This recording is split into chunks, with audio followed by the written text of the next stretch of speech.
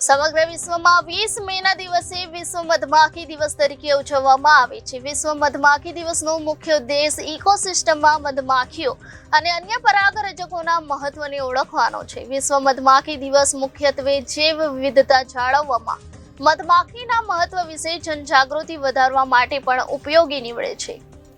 મધમાખીઓ અને મધમાખી ઉછેરની વિવિધતા ઉજવણી છે। 2017માં સંયુક્ત રાષ્ટ્રના UN સભ્ય દેશો દ્વારા આજના દિવસને વિશ્વ મધમાખી દિવસ તરીકે ઉજવણી કરવાના પ્રસ્તાવને મંજૂરી આપવામાં આવી હતી। 2018માં પ્રથમ વખત મધમાખી દિવસ મનાવવામાં આવ્યો હતો।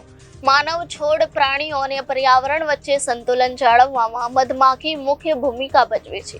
મધમાખીઓ વિના ખોરાકની અછત રહેશે અને વસ્તીનો એક વિશાળ ભાગ ભૂખમરાથી નાશ પામી શકે છે। મધમાખી પરાગનયન દ્વારા વિશ્વભરમાં કૃષિ ઉત્પાદનમાં વધારો કરે છે।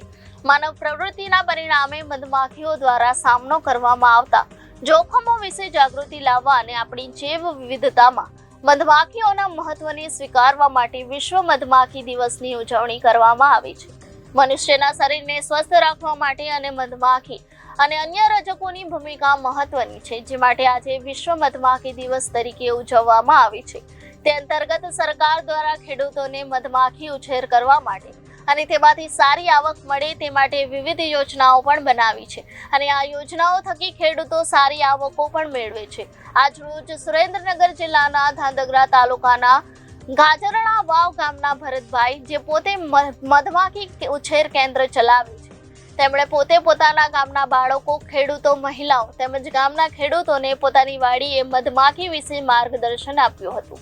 મારું નામ ગીતાબેન નીતિનભાઈ ડેડાણિયા છે। અમે ખેતી કરીએ છીએ। એમાંથી ભરતભાઈ મધ મૂકવા આવે એટલે મધમાંથી જે ફ્લાવરમાં મધ બેસે પછી બીજા ફ્લાવરમાં જાય એટલે એનું ઉત્પાદન સારું થાય છે। ખેતીમાં ઉત્પાદન વધે છે। અહીંયા અમને ભરતભાઈએ માહિતી આપી કે મધમાંથી શું ઉત્પન્ન થાય, કે કેવી રીતે મધમાખીનો ઉછેર થાય। અમને 3 જાતિ આવે મધની, એ અમને સમજાયું। મારું નામ ઠાકોર ડિમ્પલબેન પ્રહલાદજી છે।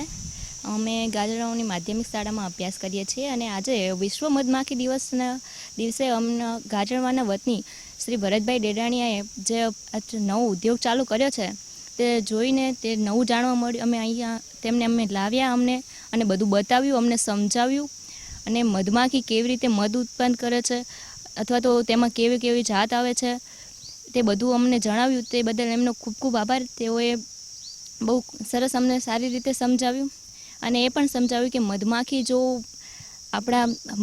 અહીંયા પૃથ્વી પર અસ્તિત્વમાં ના હોય તો કદાચ પૃથ્વીનું પણ અસ્તિત્વ ન હોય, તે બધી જાણકારી આપી અને તેઓ પોતે આ મધમાખીનું ઉત્પાદન કરીને પોતે ખૂબ સારું કમાય છે। અંદાજિત લગભગ 500 રૂપિયા કિલો તેમનું મધ જાય છે અને એક જ નહીં, તેઓ અલગ અલગ ફ્લેવરમાં પણ મધ ઉત્પન્ન કરે છે, જેમ કે અજવાઈન છે, વરિયાળી છે, તલ છે, તેઓ અલગ અલગ ફ્લેવરમાં મધ ઉત્પન્ન કરે છે અને મધ સાથે સાથે બીજી ઘણી બધી પ્રોડક્ટ પણ બનાવે છે, જેઓ તે બજારમાં સેલ કરે છે અને તેનો પણ ખૂબ સારો ભાવ આવે છે। મધ આપણા શરીર માટે કેટલું ઉપયોગી છે, કેટલું જરૂરી છે, એ પણ તેઓએ ખૂબ સારી રીતે સમજાવ્યું અને તે જાણીને અમને ખૂબ જ આનંદ થયો અને ઘણું બધું અમને અહીંયા આવીને જાણવા મળ્યું છે। નમસ્કાર, મારું નામ ભરતભાઈ રણછોડભાઈ ડેડાણિયા છે। હું સુરેન્દ્રનગર જિલ્લાના ધાંગધ્રા તાલુકાનો ગાજરણાનો ગામનો વતની છું।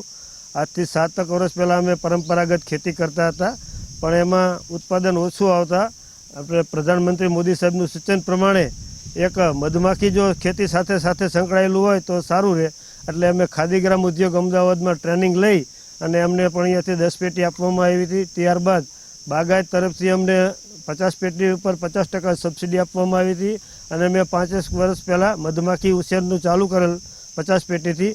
હાલ મારી પાસે 400 પેટી છે અને આજે વિશ્વ મધમાખી દિવસ હોવાથી અમે એની ઉજવણી કરવી છીએ। એટલે ખેડૂતોને બધાને વાડીએ બોલાવ્યા, ગામના બહેનો છે, બાળકો છે, બધાને મધમાખી વિશે સમજાયું।